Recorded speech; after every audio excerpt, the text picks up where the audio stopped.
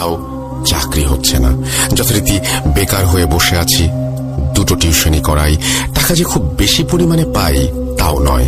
শহরের খুব সাধারণ একটি মেসে কোনোভাবে থাকা খাওয়ার খরচ চলে যেত।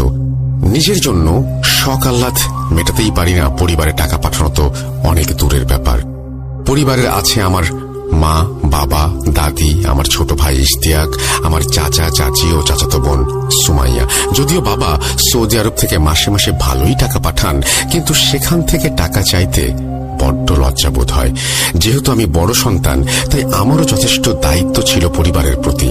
সে কারণেই মরিয়া হয়ে চেষ্টা করছিলাম একটা চাকরির জন্য, কিন্তু বিধাতা এই সুখ আমার কপালে লেখেননি। বছরের মাথায় আমার সেই চাকরিটাও চলে গেল। হাল না ছেড়ে আবারও চাকরির পরীক্ষা দিতে থাকি নানান জায়গায়। 2016 সালে যখন আমার বয়স 30 পার হয়ে গেল, মনে হলো আমার পায়ের নিচ থেকে মাটি সরে গেছে। ভাবলাম আমার দ্বারা আর বোধহয় কিছু হবে না। ঠিক তখনই মাথায় আসলো নিজের একটা ফার্ম করবার চিন্তা। আমি নিজে কৃষি বিশ্ববিদ্যালয়ে পড়াশোনা করেছি, তাই মনে মনে ভাবলাম যে চাকরি বাকরি যখন আমার কপালে নেই, আমি নিজের অর্থের সংস্থান নিজেই করব। আমার বাড়ির পাশে বেশ কিছুটা পতিত জমি এবং একটা মজা পুকুর আছে, সেটাকে কাজে লাগালেও তো মন্দ হয় না। পরদিন বাবা ফোন করলে বাবার সাথে এই নিয়ে আলোচনা করলাম। ভেবেছিলাম বাবা বোধহয় আপত্তি করবে, কিন্তু আমাকে অবাক করে দিয়ে বাবা বলল, চাকরি বাকরি বোধহয় তোর কপালে নেই, তুই বরং এটা চেষ্টা করে দেখতে পারিস। এর জন্য পুঁজি তুই ব্যাংক থেকে আপাতত লোন নে, আমার হাতে টাকা পয়সা কিছু জমলে তোকে পাঠাবো। চিন্তা করিস না, আল্লাহ যা করেন ভালোর জন্যই করেন। ব্যাংক থেকে কিছু টাকা লোন নিলাম। প্রথমে হাঁস ও মুরগির জন্য আলাদা আলাদা খামার বানিয়ে তারপর সাহস করে 200 হাঁস ও 200 মুরগির ছানা কিনে ফেললাম। প্রথম সঠিক ব্যবস্থাপনায় কিছু অসুবিধা হচ্ছিল, তাই কিছু ছানা মরে গেল। 4 মাস পর যখন আমার হাঁস মুরগিগুলো ভালো দামে বিক্রি হলো, আমার মনে কি যে আনন্দ হচ্ছিল সেটা আমি বলে বোঝাতে পারবো না। ভালো টাকাই লাভ হলো প্রথমবারে। পুরো বিষয়টা চিন্তা করে দেখলাম, তাহলে তো এটাকে নিতে পারি আমার জীবিকা হিসেবে। অন্যের অধীনে চাকরি করেই বা কি হবে। মনে হলো প্রথমবারে যখন ভালো লাভ এসেছে, তাহলে নিশ্চয়ই খামার আরো বড় করলে আরো লাভ হবে, জীবন নির্বাহ করার মতন ব্যবস্থা হয়ে যাবে। এবার ভাবলাম সরাসরি 2000 মুরগির ছানা ও 2000 হাঁসের ছানা কিনে আনবো, কিন্তু এর জন্য খামার বড় করতে হবে। আমাদের অবশ্য জমি জমা কম ছিল না, তাই ভাবলাম খামারটা এবার আরো বড় করা যাক। কে জানতো সেটাই আমার জীবনে সব থেকে বড় ভুল সিদ্ধান্ত। মূল ঘটনা কিন্তু শুরু হয়েছিল সেখান থেকেই। আমাদের উত্তরাধিকার সূত্রে পাওয়া কিছু বিঘা জমি ছিল, ভাবলাম সেই বুঝেই করব। আমাদের জমির এক কোণায় ছিল বেশ ঘন বাঁশঝাড়। এই বাঁশঝাড় থেকে কখনো কাউকে বাঁশ নিতে দেখিনি। একবার নাকি এক লোক সন্ধ্যাবেলায় এই বাঁশঝাড় থেকে বাঁশ কাটতে এসে আকস্মিকভাবে মারা যায়। এরপর থেকে এই বাঁশঝাড় থেকে আর কেউ বাঁশ নিয়ে যাওয়ার সাহস করেনি। বিশ্ববিদ্যালয়ের এক বন্ধু প্রাণী সম্পদ বিভাগে কাজ করে, তার সাথে ফোনে কথা বলে পরামর্শ করে নিলাম। উপজেলা প্রাণী সম্পদ অফিসে গিয়ে সেখানকার লোকদের সাথে কথা বলে নেই। তারা এসে সবকিছু বোঝার পরে আমাকে বললেন, 2000 হাঁস ও 2000 মুরগি পালন করার জন্য খামার বড় করতে হলে আমাকে ওই বাঁশঝাড় কেটে ফেলতে হবে। আমি জানতাম যে ওই বাঁশঝাড় ঘিরে প্রচলিত আছে যে এখানে কেউ বাঁশ কাটতে আসলে সে মারা যায়, কিন্তু এবার তো। ডিয়ার লিসেনার, আপনারা যে ইমেইলটি শুনতেছেন, এই ইমেইলটি কিন্তু অত্যন্ত ভয়ঙ্কর হতে যাচ্ছে। সামনে আরো যে ঘটনাগুলো রাসেল ভাইয়া বলবেন, এগুলো অনেক অনেক ভয়ঙ্কর হতে যাচ্ছে। আমি এটাই বলার জন্য ব্রেক নিলাম যে এই ঘটনার পরেও আরো কিছু ঘটনা বলেছেন, যেগুলো স্টুডিওতে এসে আপনারা সবগুলো ঘটনাগুলো শুনবেন। এটাই হচ্ছে আমাদের চাওয়া, এবং ধৈর্য সহকারে ঘটনাগুলো শুনবেন। আর এই চ্যানেলে নতুন হয়ে থাকলে অবশ্যই এই চ্যানেলটিকে সাবস্ক্রাইব করে দিবেন। চলুন এখন আমরা ধারাবাহিকভাবে 2 থেকে 3টি ইমেইল এপিসোড শুনবো। কাটতেই হবে। আমি মোটামুটি বিভ্রান্তই ছিলাম বলা যায়। মা ও বাবার সাথে এই বিষয়টা নিয়ে আলোচনা করলাম। দুজনেই বলল যে বেশি করে লোক লাগিয়ে দিনের বেলার মধ্যেই যেন বাঁশঝাড় পরিষ্কার করে ফেলি। এই ভাবনাটা আমার মনে ধরল। বেশ ঝুঁকি ঝামেলার পর অনেক মানুষ জোগাড় করে ফেলি বাঁশের ঝাড় সাফ করার জন্য। সবাই মিলে ভোরবেলা কাজ শুরু করে দিল, কিন্তু এমনই ভাগ্য সন্ধ্যার আগে পুরো কাজ শেষ হলো না। আসলে বাঁশঝাড়টি যথেষ্ট বড় ছিল, যার ফলে এটা পরিষ্কার করা অনেক সময়ের ব্যাপার ছিল। যাই হোক, সবাইকে বলে দিলাম আগামীকাল ভোরবেলা এসে কাজ শুরু করে দিতে, তাহলে দুপুরের আগেই কাজ শেষ হয়ে যাবে। তারাও সম্মতি জানিয়ে চলে গেল। পরদিন খুব ভোরে ঘুম থেকে উঠে আমি তাদের জন্য অপেক্ষা করছিলাম। কথা ছিল ভোরে ফজরের আজানের পরপরই তারা এসে তাদের কাজ শুরু করবে। আমার বিস্ময়ের কোনো সীমা থাকলো না যখন খেয়াল করলাম সকাল 10টা বেজে গেছে, অথচ একটি লোকেরও আমাদের বাড়িতে পা পড়ল না। ব্যাপারটা কি? মনের মধ্যে এক অজানা অনুভূতিকে সঙ্গী করে রওনা দিলাম সেই লোকের বাড়িতে, যেই লোকদের মধ্যে একটু সে নেতা গোছের ছিল। আরো বিস্ময়ের বাকি ছিল, সেই লোকের বাড়িতে গিয়ে অবাক হয়ে দেখলাম গতকাল আমাদের বাড়িতে আসা প্রায় সকলেই ওই নেতা গোছের লোকটির বাড়ির উঠোনে গোল হয়ে বসে কি যেন আলোচনা করছে। যার বাড়িতে গিয়েছিলাম সেই নেতা লোকটির নাম কুদ্দুস। আমি জিজ্ঞেস করলাম, কি হলো কুদ্দুস ভাই, আপনাদের সবার কি হয়েছে? আজ ভোরবেলা তো আমার বাড়িতে আপনাদের সবার আসার কথা ছিল। সবার তরফ থেকে এবার কুদ্দুস ভাই উত্তর দিলেন, মাফ করবেন ফাহিম ভাই, আপনার এইখানে যাওয়া আমাদের পক্ষে সম্ভব না। আমি এবার আকাশ থেকে পড়লাম, কি বলছেন এগুলো কুদ্দুস ভাই? কেন আসবেন না? কেন আসবেন না আমার বাড়িতে? কোনো সমস্যা হয়েছে? এবার কুদ্দুস ভাই যা বললেন তা শুনে আমি হতবাক হয়ে গেলাম। কুদ্দুস ভাই বললেন, গতকাল রাত্রে ঘুমানোর পর আমরা সবাই একসাথে একই স্বপ্ন দেখেছি। স্বপ্নের মধ্যে আমরা সবাই দেখেছি বাঁশ ঝাড়ের বড় বড় বাঁশ বাতাসে খুব জোরে জোরে দুলছে, আর দোল খাওয়া বাঁশের ওপরে কয়েকজন বসে আছে। তারা সবাই মিলে একসাথে জোর গলায় বলল, কাল যদি এই বাড়িতে এসে বাঁশ ঝাড়ে হাত দিস তাহলে তুই নির্ঘাত মরবি, যেভাবেই হোক তুই মরবি, তোকে বাঁচাতে পারবে না কেউ, কথাটা সবাইকে জানিয়ে দিস। তারপর ঘুম থেকে উঠেই সবাই তাড়াতাড়ি আমার বাড়িতে এসেছে এই কথা সবাইকে জানানোর জন্য। কথাগুলো আমি খানিকক্ষণ জড়বুদ্ধির মতন দাঁড়িয়ে রইলাম শুনে। অনেক চেষ্টা করেও তাদের রাজি করতে পারলাম না। এমনিতেই তারা অনেক কুসংস্কারাচ্ছন্ন, তার উপর সবাই মিলে এই স্বপ্ন দেখেছে, তাই কেউ রাজি হয় না। শেষমেশ কুদ্দুস ভাই দায়িত্ব নিলেন অন্য জায়গা থেকে কিছু মানুষ এনে দেয়ার। পরদিন সেই নতুন লোকেরা এলো। একটু সময় লাগালেও তারা মোটামুটি ভালোভাবেই পরিষ্কার করে দিল জায়গাটা। সেই রাত্রে আমি দেখলাম ভয়ঙ্কর স্বপ্ন। প্রচন্ড জোরে বাতাস বইছে, বাতাসের সনসন শব্দ অস্বাভাবিক রকমের জোরে জোরে এসে কানের পর্দাকে এফোঁড় ওফোঁড় করে দিচ্ছে। একটু পর এই সকল শব্দকে ছাপিয়ে পরিষ্কার শুনতে পাচ্ছি একটা কণ্ঠধ্বনি, কাজটা তুই মোটেও ভালো করলি না, তুই আজকে যা করলি তার শাস্তি একটাই, মৃত্যু। বলেই সেই কণ্ঠটা হা হা করে পিলে চমকে দেওয়ার মতো হাসি শুরু করলো। হাসির দমকে বলতে লাগলো, তবে এত সহজে তুই মরবি না, চোখের সামনে আগে নিজের সব কিছু ধ্বংস হতে দেখবি, নিজের পরিবারকে মরতে দেখবি, তারপর তোর মৃত্যু দেখে আমরা উল্লাস করব। মৃত্যুর জন্য তৈরি হ। ঘুম ভালো হলো না। পরদিন সকালে ঘুম থেকে ওঠার পর সবার আগে আমি মা, দাদি, চাচা, চাচি আর ভাই বোনকে জিজ্ঞেস করি যে গত রাতে কোনো স্বপ্ন তারা দেখেছে কিনা। আমি ভেবেছিলাম প্রত্যেকে হয়তো বলবে যে বাজে কিছু স্বপ্ন দেখেছে, কিন্তু আশ্চর্যের বিষয় হলো কেউ কিচ্ছু দেখেনি গতকাল রাতে। তার মানে ব্যাপারটা শুধু আমার একার সাথেই ঘটে যাচ্ছে। কিন্তু কেন? এর সাথে ওই বাঁশ ঝাড়েরই বা কি সম্পর্ক? সব গুলিয়ে যাচ্ছে। তবুও দমে গেলাম না। একটু বেলা হতেই লক্ষ্য করলাম কুদ্দুস ভাই দিক বিদিক জ্ঞান শূন্য হয়ে দৌড়ে আসছেন আমার বাড়িতে। বাড়ির উঠান পেরিয়ে এসে হাঁপাতে হাঁপাতে বললেন, ফাহিম ভাই, ওই দিকে তো আর এক সর্বনাশ হয়ে গেছে। আমি চমকে উঠলাম। কি হয়েছে? কুদ্দুস ভাই বললেন, গতকাল রাতে যারা আপনার বাড়িতে বাঁশ কেটে গিয়েছে তাদের সকলেরই গায়ে ভীষণ জ্বর। আমি তো খবর পেয়ে দৌড় দিয়ে আপনার বাড়িতে এলাম। আপনি আমার সাথে চলেন। আমি দেরিটা করে কুদ্দুস ভাইয়ের সঙ্গে রওনা দিলাম। সেই লোকেরা একই কলোনির ভেতরে থাকে। সেখানে গিয়ে তাদের সাথে কথা বলার পর আমি সত্যি ভয় পেয়ে যাই। প্রথম দিনের মানুষদের মতোই এরাও প্রত্যেকেই গতকাল রাতে একটা করে দুঃস্বপ্ন দেখেছে।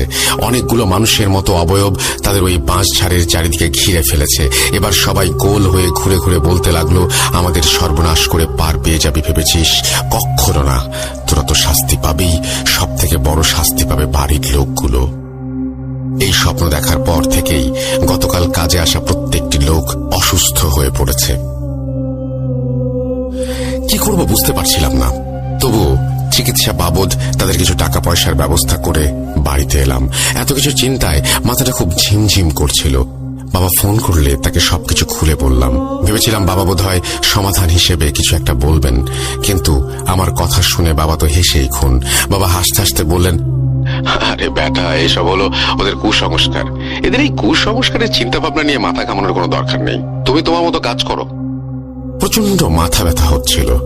সেদিন সন্ধ্যেবেলা নামাজ পড়ে আমার ঘরে গিয়ে লাইট নিভিয়ে বিছানায় শুয়ে চোখ বন্ধ করছি মাত্র, প্রায় সাথে সাথে আমার কানের খুব কাছ থেকে কেউ ফিসফিস করে বলতে লাগলো, এখনো তো কিছু শুরু হয়নি, তাতে এই অবস্থা। শুরু হলে পরে তোর কি হবে? লাফ দিয়ে উঠে বসলাম।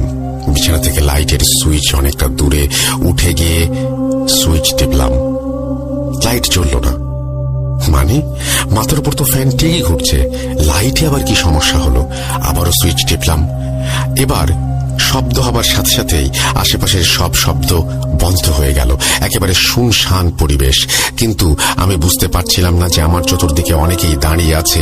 গরম নিঃশ্বাস টের পাচ্ছি ঠিকই, অথচ আমি ছাড়া আর কেউ নেই। আর পারছিলাম না, মাথা ঘুরছে বনবন করে। আমি একটা চিৎকার দিয়ে অজ্ঞান হয়ে পড়ে যাই। জ্ঞান ফিরে আসার পরেই খেয়াল করলাম আমার ঘরে বাতি জ্বলছে।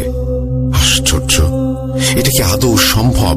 সামান্য ঘাড় ঘুরিয়ে তাকালাম, দেখলাম আমার চাচাতো ছোট বোন সুমাইয়া আমার পাশে বসে আছে। এবার সুমাইয়াকে জিজ্ঞেস করলাম, বাড়ির অন্যরা কোথায় রে?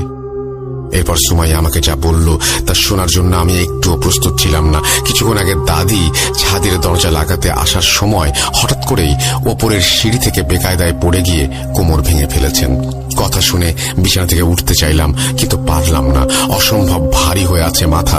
এর মধ্যে লোডশেডিং হয়ে গেল। আবছা অন্ধকারের মধ্যেই বোনকে বললাম, একটু পানি নিয়ে আয়, খুব তেষ্টা পেয়েছে। বোন পানি আনতে গেল। ক্ষণিকের মধ্যে আমার কানের কাছে গরম নিঃশ্বাস, সেই ফিসফিসে আওয়াজ। কেমন? এভাবেই একটা দুর্যোগ যাবে, তারপর আরেকটা দুর্যোগ আসতে থাকবে। একে একে সবাই মরবে, আর সবশেষে তুই। চোখের সামনে সহ্য করতে পারবি তো এত কিছু? এরপর আবারও সেই শরীরই হিম করা হাসি হাসতে হাসতে সেই আওয়াজ গায়েব হয়ে গেল। আমার মুখ দিয়ে কোনো শব্দ বের হচ্ছিল না। এর মধ্যেই সুমাইয়া পানি নিয়ে এলো। খেয়ে সামান্য ধাতস্থ হলাম। খবর এলো দাদিকে শহরের হাসপাতালে ভর্তি করা হয়েছে এবং দাদির কোমরের প্লাস্টার শুরু করা হয়েছে। মানে সামান্য স্বস্তি, আর প্রায় পুরোটাই অস্বস্তি নিয়ে রাতটুকু কোনো রকমে পার করলাম। শরীর ভালো না, এক ফোঁটাও ঘুম এলো না চোখে। ভোরবেলা ঘুম থেকে উঠে শরীর খারাপ থাকার পরও চলে গেলাম কুদ্দুস ভাইয়ের বাড়িতে। উদ্দেশ্য হলো একজন কবিরাজের সন্ধান। চুলোয় যাক পোল্ট্রি ফার্ম। আমার কাছে আমার পরিবার সবার আগে। কুদ্দুস ভাইকে বারবার ফোন করেও পাচ্ছিলাম না, তাই কষ্ট করে হলেও তার ঘরে যেতেই হলো। যাই হোক, কুদ্দুস ভাইয়ের বাড়িতে গিয়ে দেখি তিনি কাজে যাবার আগে ভাত খাচ্ছেন। খাওয়া শেষ হলে আমি কুদ্দুস ভাইকে সবকিছু বললাম। কুদ্দুস ভাই বললেন, ফাইন ভাই, এই গ্রামের তেমন অভিজ্ঞ কোনো লোক নেই। পাশের গ্রামে একেবারে শেষ প্রান্তে এক অনেক বৃদ্ধ লোক আছে। তিনি অনেক বৎসর ধরে এইসব চর্চা করেন।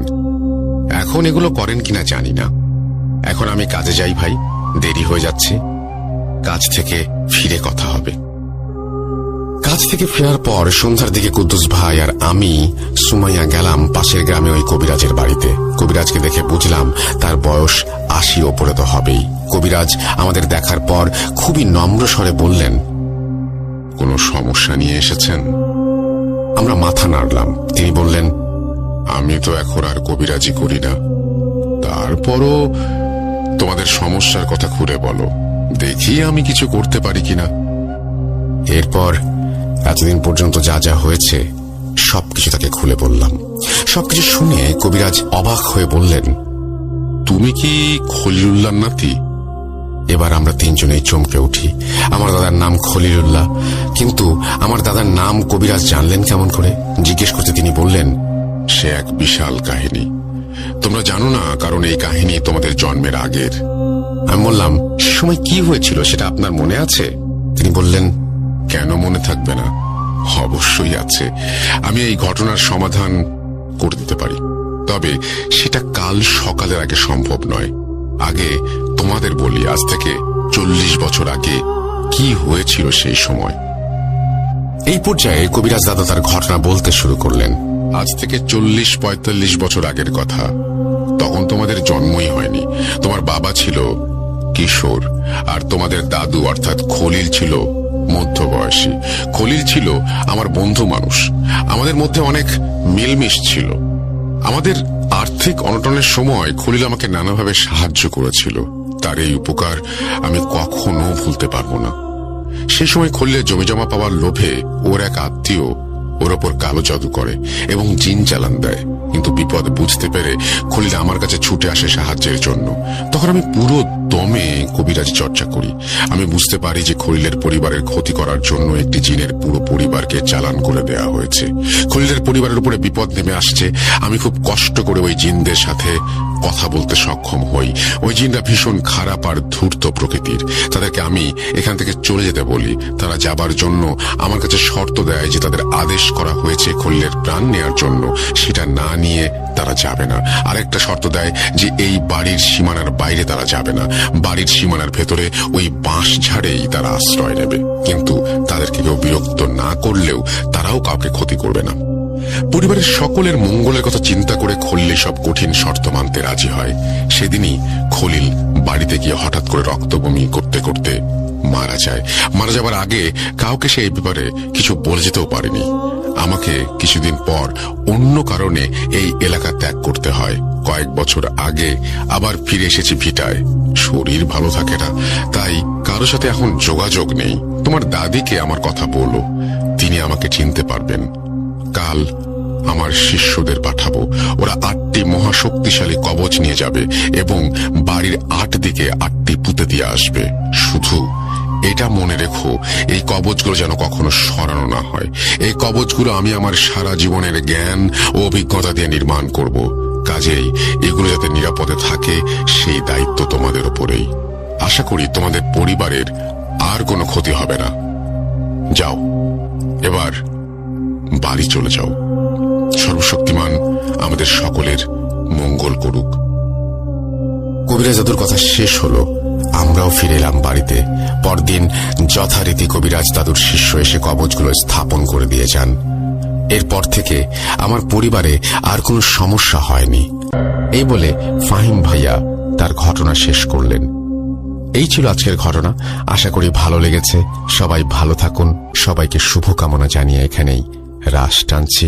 যাচ্ছি আমাদের দ্বিতীয় অতিথির কাছে। আপনার ঘটনাটা খুব ছোট্ট করে প্লিজ বলবেন। থ্যাংক ইউ রাসেল ভাই। তো আমার দ্বিতীয় ঘটনাটা হচ্ছে ভাইয়া, আমরা যখন 4th সেমিস্টারে পড়তাম টেক্সটাইলে, তো আমার একটা ফ্রেন্ড আমার ডিপার্টমেন্টই, তো ওর একটা বোন, ওর বোনের বিয়েতে আমার ইনভাইট করছে। তো আমাদের তখন এক্সাম শেষ, সেমিস্টার ফাইনাল শেষ। তো ওর বোনের বিয়েতে আমরা গেছি। তো যখন বন্ধ ছিল, তো আমরা 4টা-5টা ক্লোজ ফ্রেন্ড যারা ছিলাম তারাই গেছি। তো যাওয়ার পরে সাধারণত বিয়ের পরের দিন আন্টির প্রচন্ড মন খারাপ ছিল। তো আন্টি আসতে দিতে চাইতেছিল না আমাদেরকে। তো আন্টির রিকোয়েস্টে ওই দিন থাকি আমরা ওদের বাসায়। তো ওদের বাসায় থাকার পরে ওই যে ফ্রেন্ডটার বাসায় গেছি, ওর নাম ছিল অ্যালেন।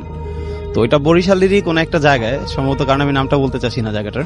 তো ওইখানে আমরা থাকি। তো চিন্তা করলাম অনেকদিন পরে অনেকগুলো ফ্রেন্ড একসাথে, তো আমরা কিছু একটা মজা টজা করি। তো আমরা চিন্তা করলাম কি আজকে একটা বারবিকিউ পার্টি দিব। তো সাধারণত আয়োজন করা হয়েছে বারবিকিউ পার্টির। তো সন্ধ্যার পরে এটা করার পরে, তো এইটা পার্টিটা করতে করতে আমাদের প্রায় 12টা বেজে গেছে। তো 12টা বাজার পরে আমরা ফ্রেন্ডসরা মিলে গল্প করতেছিলাম। তো গল্প করতে করতে এক টাইমে গল্পের ফাঁকে একটা টপিক চলে আসে, ভূতের টপিক। তো ভূতের টপিকের মধ্যে আমাদের একটা ফ্রেন্ড, ওর নাম রাশেদ। তো ও বেশি কিউরিসিটি ছিল, ওর বেশি। আর সুজন নামে একটা ফ্রেন্ড ছিল, ওরও মোটামুটি কিউরিসিটি ছিল।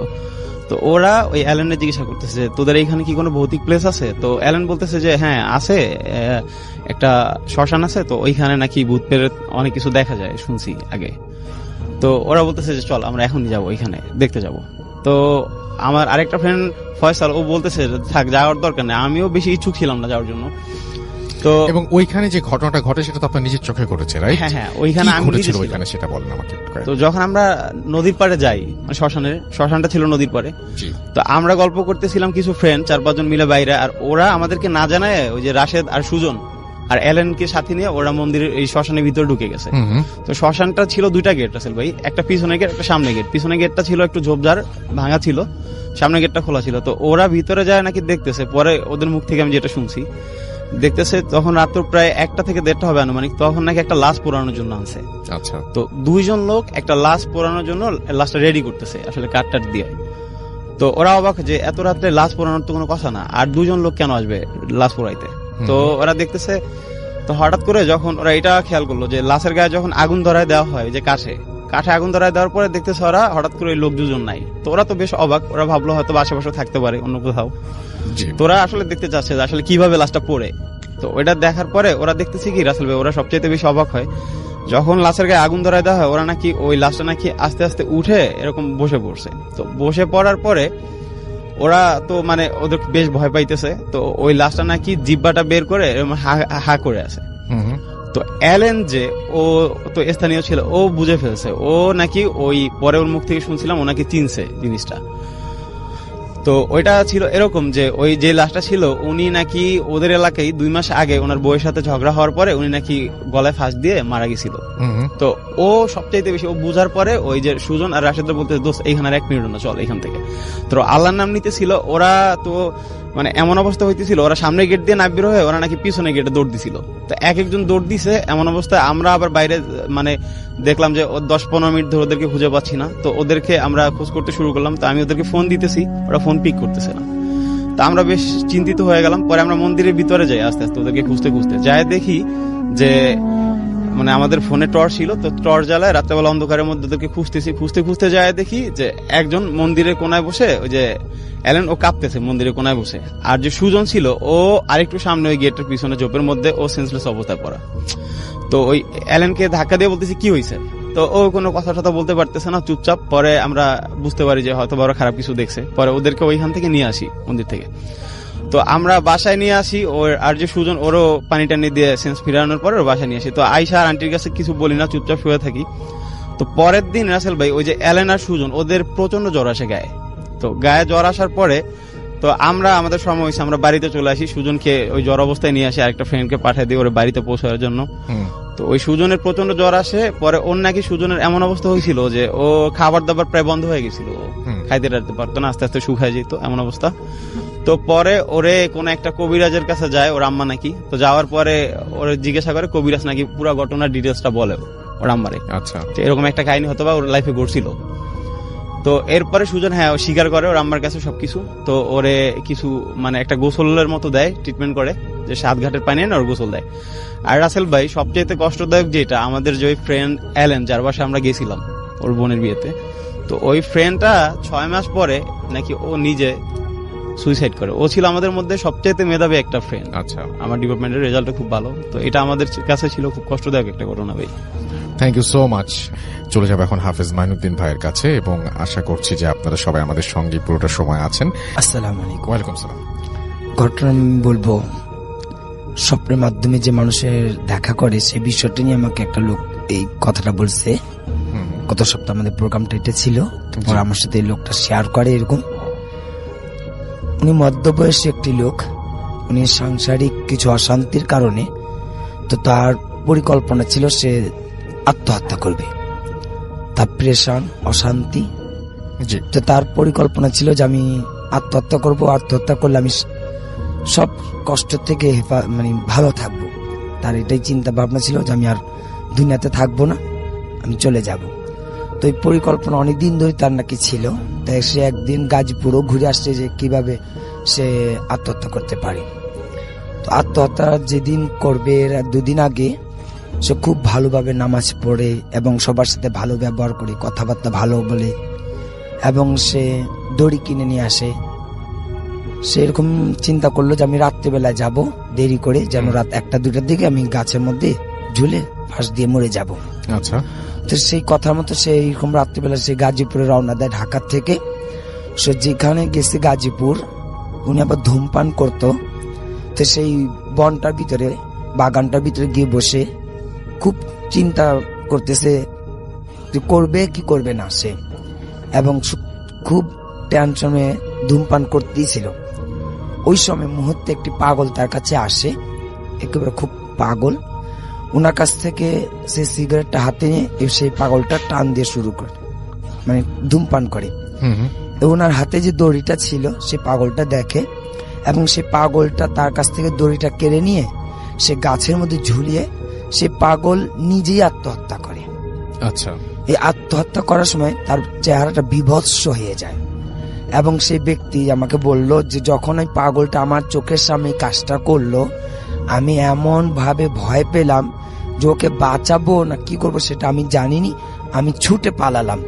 আচ্ছা। এমন ছুটে পালালাম, সেই থেকে এখনো ঘুমের মধ্যে বললো যে রাত্রে ঘুমাবো বা দিনেই ঘুমাই, সেই পাগলটা আমাকে ডাকতে থাকে যে আসো আমার কাছে এবং তুমি ফাঁসি দাও। সে এখনো বললো যে আমি যে দিনের বেলাও ঘুমাতে সময় ওই পাগলটাকে দেখতে পাই, রাত্রে বেলা ঘুমাইলেও আমি সেই পাগলটাকে দেখতে পাই। আমাকে ঘুমের মধ্যে শুধু বলে আসো আমার কাছে, তুমি এসে ফাঁসি দাও। আচ্ছা। তো এই পর্যন্ত তারিখগুলো চলতেছিল। সে ডাক্তারের পরামর্শ নিয়েছিল, তাকে ঘুমের ওষুধ দেওয়া হয়।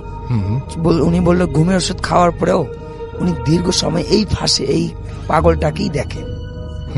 অর্থাৎ সে পাগলটাকে কখনো দেখে নেই, সে পাগলটাকে চেনে না।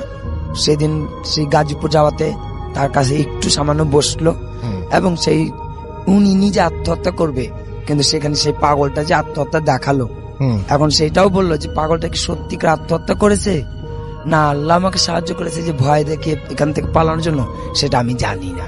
আচ্ছা, এটাই আমার ছিল ভাইয়া ঘটনা। Thank you so much. আসসালামু আলাইকুম রাসেল ভাই। ওয়ালাইকুম সালাম। আমি মাহমুদ হাসান মুন্না, আমি জি। এসেছি বরিশাল থেকে। জি, বলুন আপনার ঘটনা। তো রাসেল ভাই, প্রথমেই বলতে চাই, আমি আজকে প্রথম যে ঘটনাটা বলবো সেটা আমার দাদার কাছ থেকে শোনা। আমার দাদা গত ডিসেম্বর মাসের 23 তারিখে মারা গেছে। সবাই আমার দাদার জন্য দোয়া করবেন। তো আমার দাদারা ছিলেন দুই ভাই। তো দাদারাদের যে পুরানো বাড়ি সেটা ছিল আমাদের যে বর্তমান যে এলাকা চন্দ্রমোহন, তার পাশে একটা গ্রামে চরদারিয়াল নাম। জি। তো ওইখান থেকে দাদারা চন্দ্রমোহন আইসা একটা বাড়ি করে। তো দাদারা দুই ভাই বাড়ি করার পরে ওই বাড়িতে থাকতো, নতুন বাড়িতে থাকতো দাদারা দুই ভাই, আর আমার যে বড় দাদি ছিলেন উনি আর ওনার আম্মা। তো থাকার পরে তো বাসার যত কাজ টাজ, পুরুষ বলতে আমার দাদাই ছিলেন, কৃষি কাজ করতেন দাদা তখন তো সারাদিনের কাজ শেষে আমাদের ওইখানে আবার রাসেল ভাই গ্রাম অঞ্চলে, জি, যে আজকে থেকে মানে 60 দশকে, জি, 1960 দশকের দিকে, তো ঘটনাটা ছিল এমন। জি। আমাদের পাশের গ্রামে একটা লাঠি খেলার আয়োজন করা হয়েছিল, যে বাংলা বাজার নামে একটা জায়গায়। তো ওইখানে দাদা চিন্তা করলেন যে সারাদিনের কাজ শেষে লাঠি খেলা দেখতে যাবে। তো দাদা যখন মানে সারাদিনের কাজ শেষ করার পরে লাঠি খেলা দেখতে যাবে, তো আগে গ্রাম অঞ্চলে তেমন রাস্তাঘাট অবস্থা ভালো ছিল না, তো মানুষের চলাচলের মাধ্যম হিসাবে নৌকা ব্যবহার করতো। বিশেষ করে যারা কৃষিকাজ করতো তাদের তো বাসায় নিজেদের একটা করে নৌকা থাকতো এমন।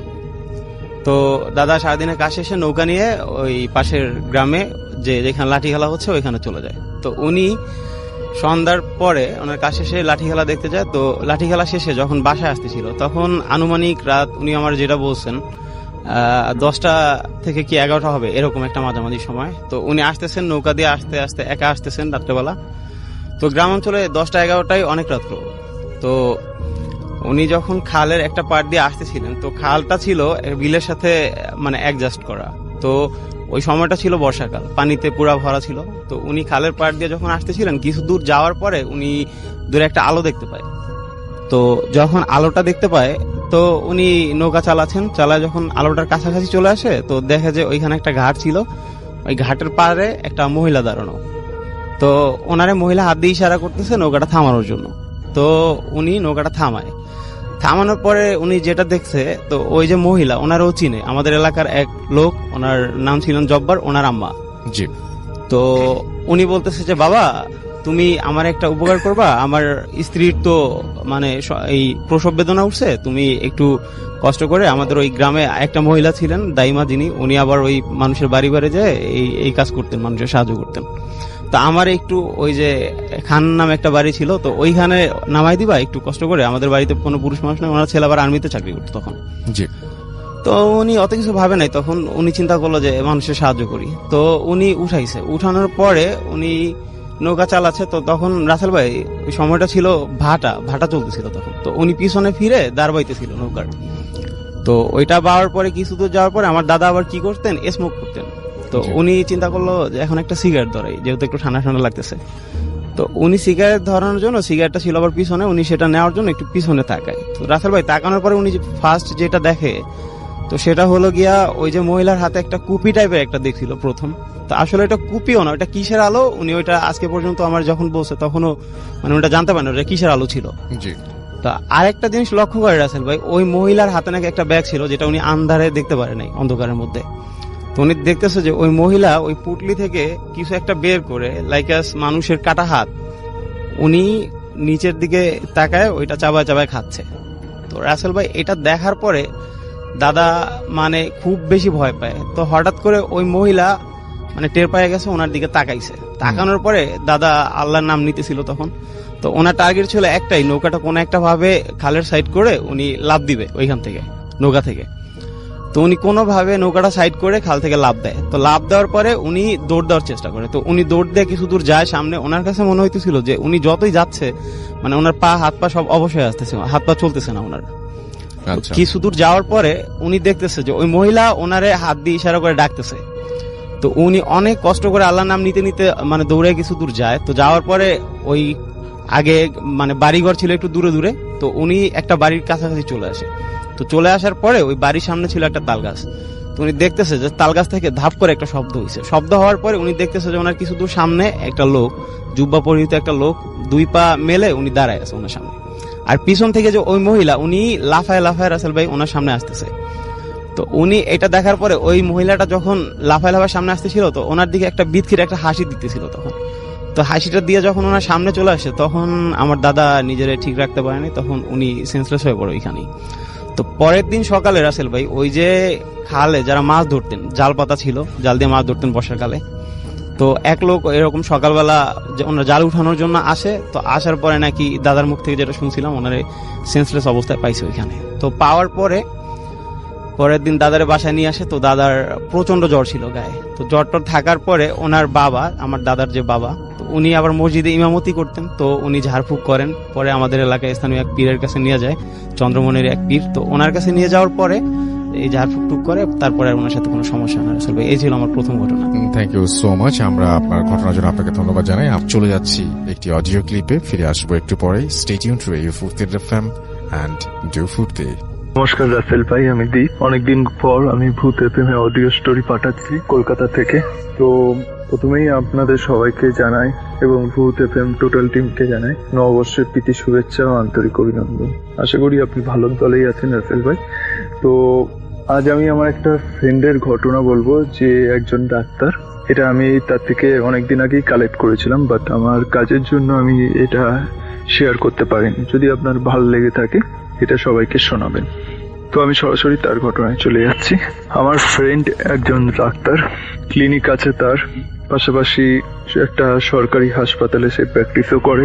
তো অপারেশনে কাটা ছেঁড়া থেকে শুরু করে মর্গে যাওয়া আসা এগুলো কমন ব্যাপার তার কাছে। কিন্তু তার জীবনে এমন একটা ঘটনা ঘটেছিল যেটা সে এখনো যদি কোনো দূরে কোনো পেশেন্টকে দেখতে যেতে হয়, সে এই ঘটনাটা তার মনে পড়ে যায়, মানে সে ভাবে যাওয়ার আগে। তো আমি সেই ঘটনায় যাচ্ছি। তো একদিনকে তার ক্লিনিকটা বন্ধ করার সময়, তার ক্লিনিকে একজন রিসেপশনিস্ট আছে, তো সেই ক্লিনিকটা বন্ধ করেন। তো ডাক্তার মানে যে বন্ধু আমার, সে বাড়ি যাওয়ার সময় একটা ফোন আসে তার ফোনে। ফোন আসার সময় তাকে একটা পেশেন্টের বাড়ির লোক বলে যে ডাক্তারবাবু এরকম আমার বাবার এই হয়েছে, আপনি তাড়াতাড়ি আসুন, নাহলে আমার বাবা বাঁচবে না। তো একটু চমকে যায় যে হুট করে বলছে এরকম এরকম কথা, কোনো চেনা পরিচিত পেশেন্ট কি, এটা ভাবেও। কিন্তু তারপর যখন নাম টাম জানে, তখন দেখে ওর কোনো চেনা পরিচিত পেশেন্টও না। কোথা দিয়ে ফোন করছে এটা জানলে ও আরো অবাক হয় যে এত দূরে ও কোনোদিনও পেশেন্ট দেখতেই যায়নি, তাহলে ওকে জানলো কিভাবে? হয়তো জানতে পারে কারোর থ্রুতে। তো সে বলে যে আমার এখন ক্লিনিক বন্ধ হয়ে গেছে, আমি বাড়ি চলে যাব। তখন খুব রিকোয়েস্ট করার পর বললো যে জায়গাটা কোথায়। তো জায়গাটা মিনিমাম ও যা শুনে টুনে দেখলো আধা ঘন্টার উপরে তো প্রথমে নাই বলে দেয়, কিন্তু একদিকে খুব রিকোয়েস্ট করে যে আমার বাবা হয়তো বাঁচবে না। ও তখন বলে যে আপনার ওইখানে আশেপাশে কোনো ডাক্তারের কাছে বা আপনি হাসপাতালে নিয়ে যান। ও তখন বললো যে সব বন্ধ হয়ে গেছে। তো ডাক্তারখানা বন্ধ হতে পারে মেনলি, বাট হাসপাতাল তো বন্ধ হয় না। তো অবাক হলো, দিয়ে ভাবলো যে ঠিক আছে আমি আসছি তাহলে। তো ক্লিনিক থেকে বেরিয়ে নর্মালি ট্রেনে চেপে ও ট্রেনে করে নামার পর যখন বাইরে আসে, বাইরে এসে দেখে পুরো রাস্তাটা পুরো ফাঁকা, খালি দুটো অটো রিক্সার মতো দাঁড়িয়ে আছে। বাদ বাকি সামনে দিয়ে দেখতে পাচ্ছে ডাক্তারখানা বন্ধ আছে, এমনি দোকানও বন্ধ। তো দেখে সামনে দুখানা লোক আসে, এসে বলে ডাক্তারবাবু আমরাই ফোন করেছিলাম, আপনি চলুন আমাদের সাথে। দিয়ে লোক দুটো ওদের মানে ও বন্ধুকে ভ্যানে করে নিয়ে যায়, রিক্সা ভ্যান যেটা হয় সেই ভ্যানে করে নিয়ে যায়। তো নর্মালি ভ্যানে বসেই যায়। তো জিজ্ঞেস করছে বাবার কি হয়েছে, বলছে বুঝতে পারছি না, আপনি গেলে বুঝবেন। নর্মালি পেশেন্টের কাছে যায় সে, পেশেন্টের কাছে গিয়ে পেশেন্টকে দেখে, সেরকম কোনো সিরিয়াস কন্ডিশন না যদিও, কিন্তু তবুও দুখানা ইনজেকশন টিটানাস দেয় পেশেন্টকে, দিয়ে একটা প্রেসক্রিপশন লিখে দেয়। প্রেসক্রিপশন লিখে বলে এই ওষুধটা এখনই লাগবে দিতে, আপনি কোথাও ডাক্তারখানা থেকে আনুন। দিয়ে বলে যে ও আপনাদের এখানে ডাক্তারখানা তো বন্ধ, এক কাজ করুন আমি ফোন করে দিচ্ছি, আমার চেম্বার থেকে নিয়ে আসুন কাউকে পাঠিয়ে। তার মধ্যে একজন মানে ওই দুটো ভদ্রলোকের মধ্যে সে বলে এই ওষুধগুলো লাগবে, ঠিক আছে দিন। পুরোপুরি ও হতবাক হয়ে যায়। সেই লোকটা কাগজটা নিয়ে খালি বাইরে বেরালো, দিয়ে ঢুকলো সবকটা ওষুধ হাতে নিয়ে। তো একটু অবাক হয়ে জিজ্ঞেস করতে যাবে, দিয়ে ভাবলো যে থাক আগে মেডিসিনটা দিয়ে দিই।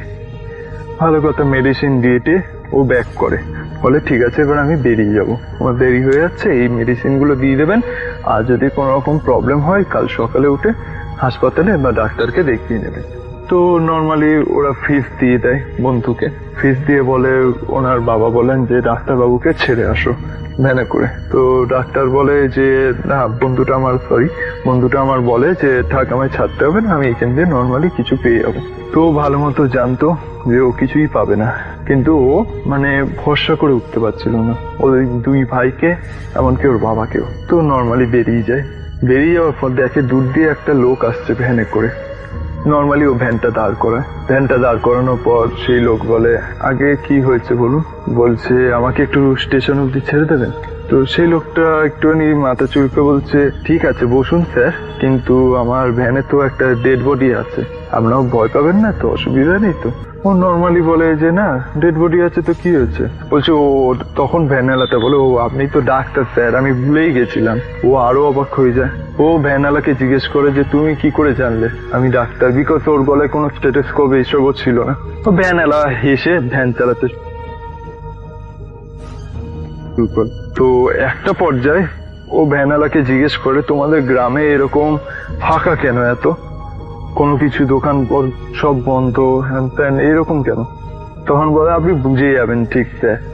যে স্টেশনের কাছে এসেই লোকটা এবার বলছে পিছন দিয়ে ও শুনতে পাচ্ছে কেউ চিল্লাচ্ছে ওই দাঁড়া এরকম সামথিং। তো ভ্যানওয়ালাকে বলছে এই দাঁড়াও কেউ কারা আসছে মনে হচ্ছে। তখন ভ্যানওয়ালা বলে ও কিছু না। তখন বলছে বন্ধুটা বলছে না না তুমি দাঁড়াও, দিয়ে ও নেমে যায় এক প্রকার বন্ধুটা। তখন ভ্যানওয়ালা ভ্যানটা স্টপ করে, ও যখন পেছন ঘুরে দেখে ভ্যানওয়ালা নেই, কিন্তু ও এসে গেছে স্টেশনের সামনে। এমন সময় দু চারটে লোক আসে, এসে বন্ধুটাকে ধরে বলে আপনার তো সাহস কম না, আপনি এরকম আমার বাবার লাশটাকে এইভাবে করে ভ্যানে নিয়ে চলে আসছেন চুরি করে, আপনি কে, আপনাকে পুলিশে দেবো হ্যান ত্যান। ও পুরোপুরি আকাশ থেকে পড়ে। ও তখন ডাইরেক্ট নিজের বিবরণ দেয় যে আমি অমুক, কিন্তু বিবরণ দেওয়ার সময় ও পুরোপুরি প্রায় বলতে গেলে সেন্সলেস হয়ে পড়ে, এরকম অবস্থা। ও যে লোকগুলো সামনে ছিল তার মধ্যে দুজন লোককে দেখে, যে পেশেন্ট দুখানার যে বাড়ির ছেলে দুইজন ওকে পিক করতে এসেছিল তাদের দুজনকে, দিয়ে বলে আমি তো আপনার বাড়িতে গিয়ে আপনার বাবাকে দেখে এলাম, আপনি এবার আমাকে চোর বলছেন। ওই লোক দুটো মানে যারা এসেছিল চারজনের মধ্যে ওই দুটো লোক ওর দিকে তাকিয়ে থাকে, বলে আমার বাবাকে দেখে গেলেন, এটা কার লাশ? যখন লাশটার মানে ইয়েটা তোলে, পর্দাটা কাপড়টা তোলে, তখন দেখছে ও যেই পেশেন্টকে দেখেছিল তার লাশ ওটা। সঙ্গে সঙ্গে ওইখানে অজ্ঞান হয়ে পড়ে। এটাও অনেকে মানতে চায় না যে ডাক্তার যারা ভূতে বিশ্বাস করে না বা প্যারানর্মাল অ্যাক্টিভিটিস তাদের সাথে হতে পারে না, ও আমাকে নিজে বলেছে যে ও নিজেও বিশ্বাস করতো না এসবে, বাট এরকম একটা অ্যাক্টিভিটিস হওয়াতে সত্যি সেন্সলেস হয়ে পড়ার পর স্টেশনে, ওইখানে স্টেশন মাস্টার যে আছে তার রুমেই ওকে নিয়ে যাওয়া হয়। সব লোক ওকে গোল হয়ে ঘিরে ধরেছিল। ও যখন মানে সেন্সলেস অবস্থা থেকে ওঠে, যখন ওর চোখে মুখে জল ছেটানো হয়, তারপরে ও নিজের পরিচয় দেয় যে অমুক ডাক্তার একজন ওইখানে। তো স্টেশন মাস্টার ওকে চিনতে পেরেছে, তো যেহেতু ওর বাবা থ্রুতে সামথিং এরকম কিছু একটা ব্যাপার, তো স্টেশন মাস্টারকে পুরোপুরি ঘটনাটা বলে। তখন সবাই অবাক হয়ে যায় যে কিভাবে এটা পসিবল। এমনকি ওদের যে লোকগুলো ছিল তাদের বাড়ির পুরো মানে বাড়িটা কোন জায়গায়, কি বৃত্তান্ত, সবকিছু এভরিথিং বলে দেয়। তো এরকম একটা ঘটনা ঘটেছিল। ঘটার পর ও ঠিক করে যে দুটো পেশেন্ট হলেও হয়তো কাউকে সাথে নেবে, কিংবা উইদাউট এনি ইনফরমেশন ওইভাবে যাবে না। তো এই ঘটনাটাও আমার কাছে শেয়ার করেছিল। আমি জানি না এটা কার কার ভয় লেগেছে, বাট আমার মনে হলো আমি তাই পাঠালাম। যদি ভালো লাগে রাসেল ভাই তাহলে শোনাবেন। চলুন শুনে আসি পরবর্তী ঘটনাটি।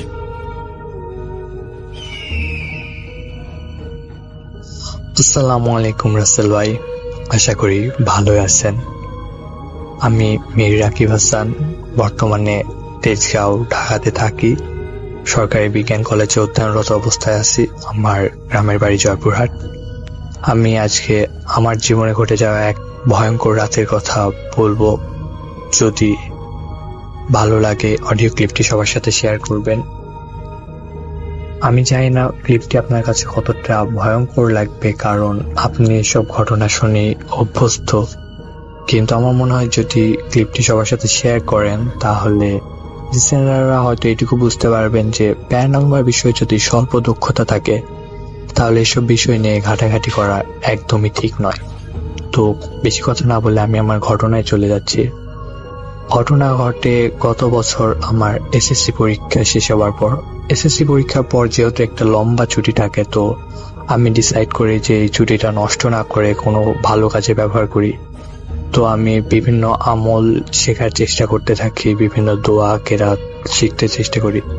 তো শিখতে যে হঠাৎ আমি কিছু বই পাই যেগুলো সম্পূর্ণ ফার্সি ভাষায় লেখা ছিল। আমি ফার্সি কিছুই বুঝতাম না, আরবি বুঝলেও আমি ফার্সি বুঝতাম না। তো আমি আমার নানা ভাইয়ের স্মরণ নেই, যেহেতু তিনি একজন বড় আলেম।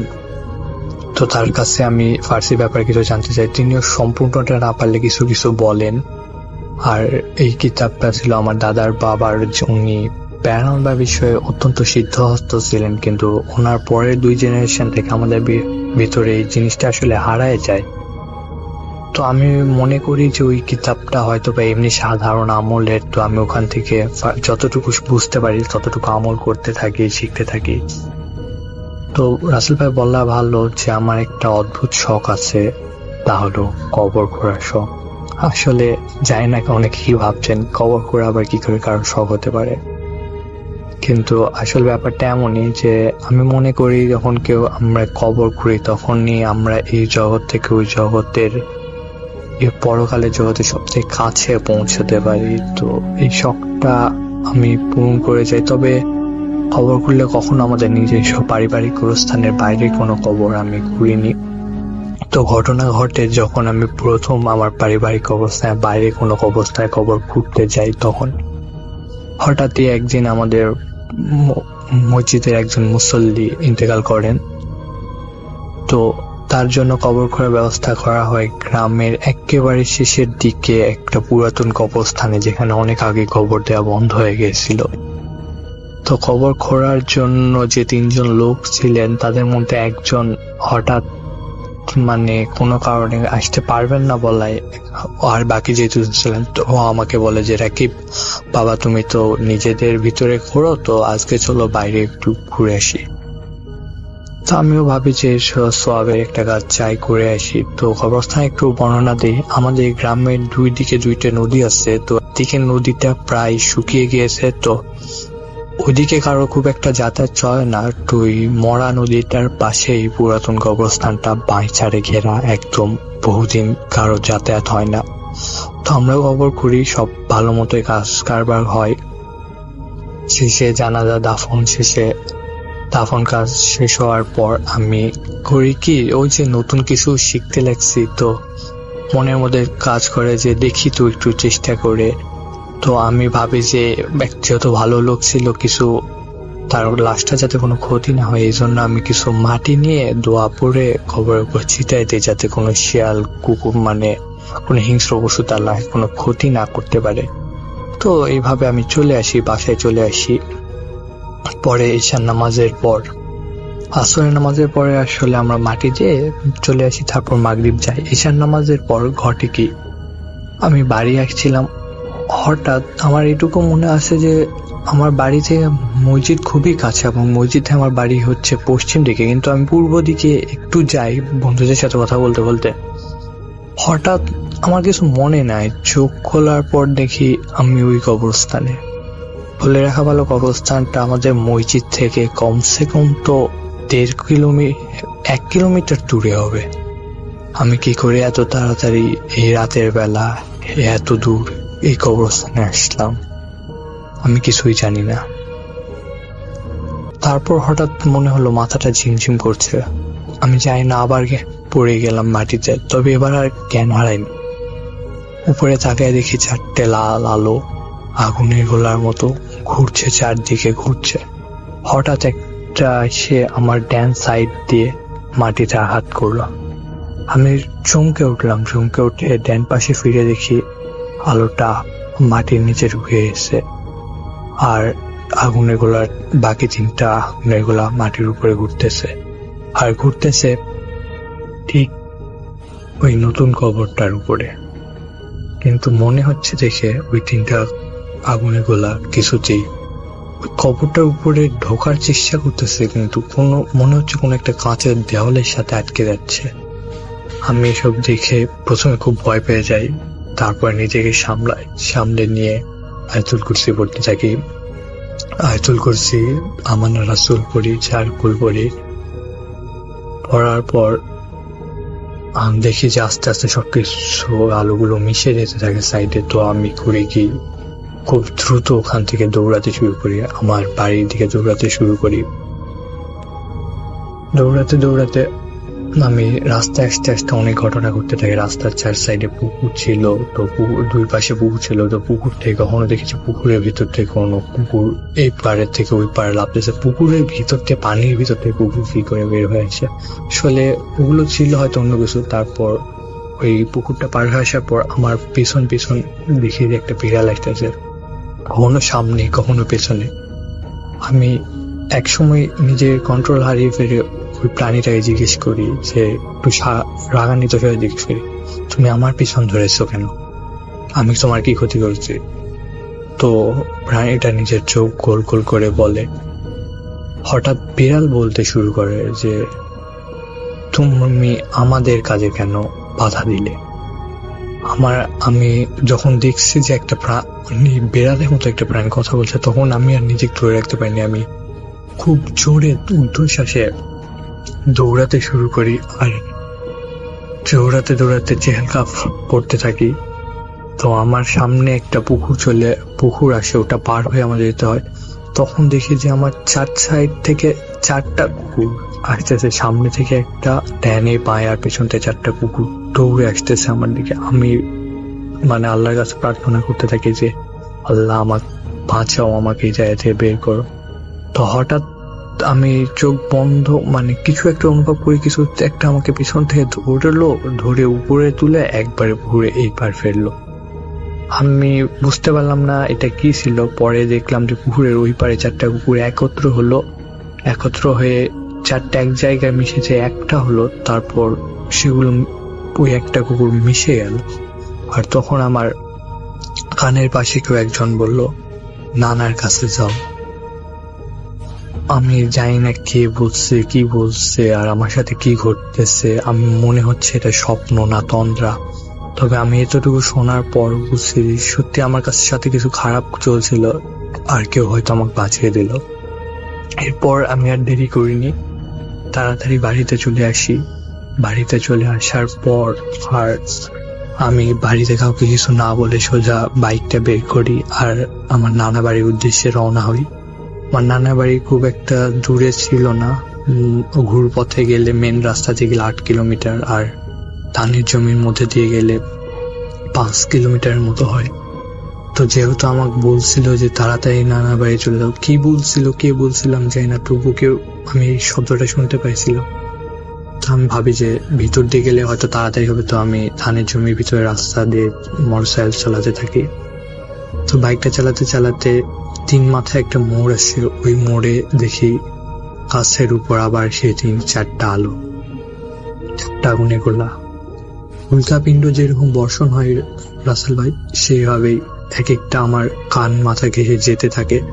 আমি শুধু চোখ বন্ধ করি আর আবার চেহেল কাফ পড়তে থাকি। আমি জানি যে চেহেল কাফ যদি কেউ পড়তে পারে, আসল চেহেল কাফটা, তবে কোনো ধরনের কোনো শয়তানি শক্তি তার কোনো ক্ষতি করতে পারবে না।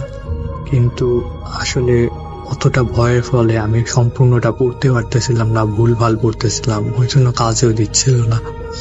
অনেক কষ্টে আমি শেষ পর্যন্ত আমার নানা বাড়িতে পৌঁছাই এবং দৌড়ে ঘরে ঢুকে যাই। তখন রাত 12টা পার হয়ে গিয়েছে। আসলে গ্রামের মধ্যে রাত 8টা-9টার পরে ওই সময় কেউ বাইরে থাকে না, আর ধানের জমির মধ্যে দিয়ে আসছি, তাই আশেপাশে কেউ ছিল না। নানা ভাইকে যাই দৌড়ে জাপটে ধরি আর নানা ভাইকে সব ঘটনা খুলে বলি। তো উনি রাতেই ব্যবস্থা নেন। উনি যেহেতু বড় আলেম ছিলেন আর এসব ব্যাপারে অনেক সিদ্ধহস্ত ছিলেন, তো উনি ওই 4টা জিনকে হাজির করে এবং তাদেরকে জিজ্ঞেস করে যে তুমি আমার নাতির সাথে কেন লেগেছো তোমরা। তো ওরা বলে যে আপনার নাতি আমাদের শিকারটা নষ্ট করে দিয়েছে। আমরা আমাদের যে কবরস্থানে আমরা থাকি সেখানে অনেকদিন পর কবর দেওয়া হয়েছিল, আর আমাদের ওই লাশটা খুব দরকার ছিল, কিন্তু আপনার নাতি ওখানে কবরটাকে বন্ধ করে দিয়েছে, তাই আমরা ওর আশেপাশে প্রবেশ করতে পারতেছি না, আর তার কারণে আমরা কবরস্থানে থাকতেও পারতেছি না। আমাদের খুব সমস্যা হচ্ছে, এই জন্য আমরা ওকে ছাড়বো না। তো নানাও বলে যে আমাকে জিজ্ঞেস করে যে তুই কেন করছিস। আমি বলি যে নানা ভাই আমি তো বুঝতে পারিনি, আমি শুধুমাত্র চাইছিলাম যে কোনো শিয়াল কুকুর যেন ক্ষতি করতে না পারে, তাই তো আমি কবরটাকে বন্ধ করছিলাম, কিন্তু আমি তো জানতাম না। তো নানা ভাই আমাকে খুব বকা দেয় আর বলে যে যে জিনিস জানিস না সেই জিনিস কেন আমল করতে যাস। ওটা ছিল আসলে যে দোয়াটা পরে আমি কবরটা বন্ধ করেছিলাম শিয়াল কুকুর আটকানোর জন্য, আসলে ওটার কারণে ওরা ওই কবরস্থানেই থাকতে পারতেছে না, তাই ওরা আমার উপর খেপে যায়। এবং অনেকক্ষণ ওই যুক্তি তর্কের পর ওরা নানা ভাইকে বলে ঠিক আছে আমরা ওকে ছেড়ে দেব, ওর কোনো ক্ষতি করব না, তবে ওকে নিষেধ করে দেন যে ও যেন আর এরকম কখনো না করে। তো আমিও বলি যে না সত্যি আমি যতদিন না সঠিকভাবে বুঝতে পারতেছি ততদিন এসব কাজে আর হাত দেব না। আর তারপরে আমি নানা ভাইকে জিজ্ঞেস করি নানা ভাই আমি কে ছিল সে যে আমাকে পুকুরে পার করিয়ে দিল, আর আমার কানের কাছে বললো যে তোমার নানা ভাইয়ের কাছে যাও। তো নানা ভাই বলে সম্ভবত কে ছিল আমি বলতে পারবো না, তবে সম্ভবত তুই যেহেতু তোর দাদার বাবার বইগুলা পড়তে আমল করতি, হয়তোবা তার তাবেতে আর কোনো জিনিস ছিল যে তোকে ওই সময় সাহায্য করছে। তো রাসেল ভাই ছিল আমার কাহিনী, যদি ভালো লাগে পড়ে শোনাবেন, অডিও ক্লিপটি সবার সাথে শেয়ার করবেন। আর লিসেনারদের বলবো অল্প বিদ্যা ভয়ঙ্করী, যদি সত্যি সম্পূর্ণ না জানেন তবে কখনোই প্যারানরমাল বিষয়ে হাত দিবেন না। আসসালামু আলাইকুম। আসলে ভাইয়া আমরা আর একটু ক্লিয়ার হয়ে শুনতে চাচ্ছি, কারণ এখানে আমার অডিয়েন্স গুলো এই ব্যাকগ্রাউন্ড মিউজিক যেটা বেশি এগুলো নিয়ে অনেক কমেন্ট করে যাচ্ছে, একটু ক্লিয়ার ভয়েস চাই আমরা রাসেল ভাইয়া। আসসালামু আলাইকুম, আমি জোনাদ বিন জাফর। আমি বাংলাদেশের চট্টগ্রাম জেলার অন্তর্গত সাতকানিয়া থানার গরিবারঝিল গ্রাম থেকে বলছি।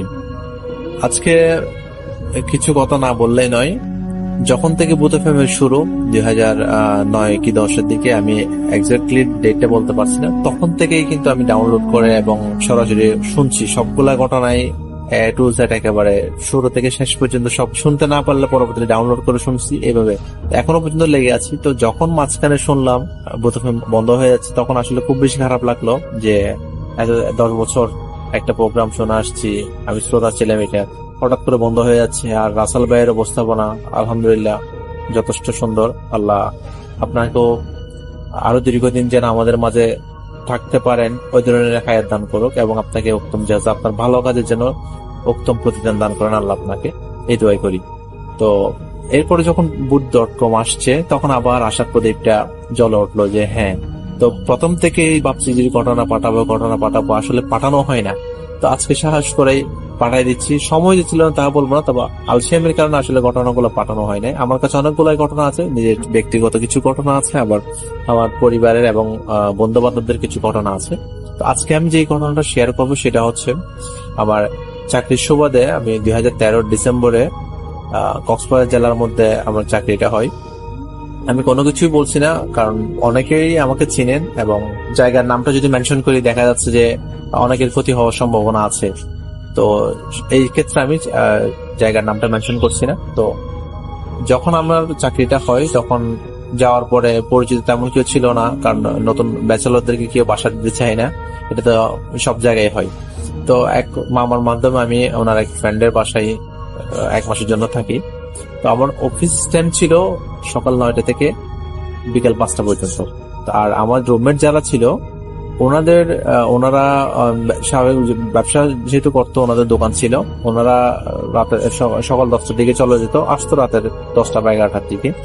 তো আমার অফিস যেহেতু 5টা পর্যন্ত আমি অফিস করে চলে আসতাম, বাদ বাকি টাইমটা আমার হলে এমনিতে ঘুরে ফিরে কাটতো বা রুমের মধ্যে এমনিতেই বসে থাকতাম, এভাবে চলতো।